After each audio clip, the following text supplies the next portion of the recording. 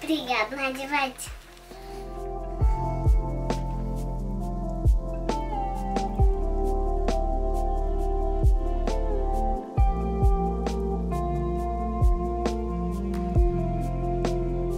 У нас особенная дочь, вот, и Джамат постоянно помогает. Суть вот этой всей идеи, чтобы быть полезным моему ребенку и чтобы показать людям, что мы не просто вот как бы, ну, в хорошем все это в смысле, да, я имею в виду, привыкли, что нам помогают. Я просто хочу, чтобы люди видели, что мы, как родители, стараемся быть полезным нашему ребенку.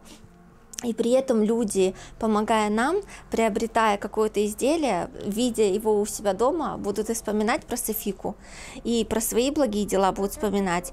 И это будет поводом сделать за нее дуа Аллаху, иншаллах.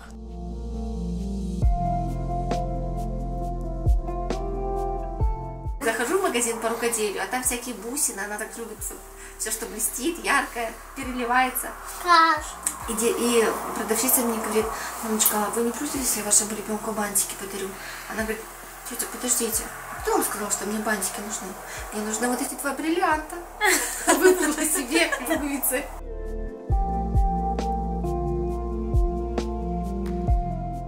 Из-за того, что Софика у нас не ходит, она очень терпеливая, усидчивая.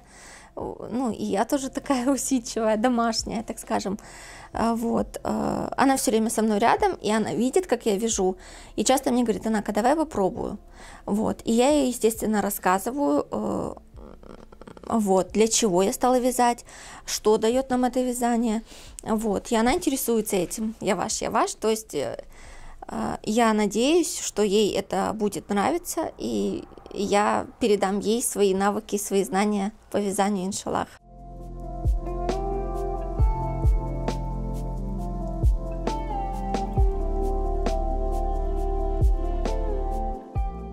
Так получилось, что у нас как будто бы семейное производство. Почему? Потому что вот эти пришивания бирок, установка фурнитуры — это достаточно тяжело. Силу надо в руках иметь. И мне в этом помогает муж. Так что я вяжу, а он пришивает.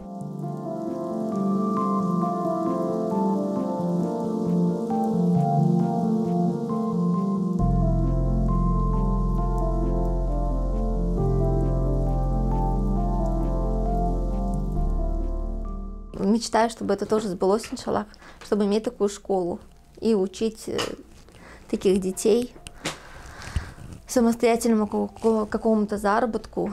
И больше даже не заработку, а вот просто помочь человеку найти себя, вот быть чем-то занятым, полезным.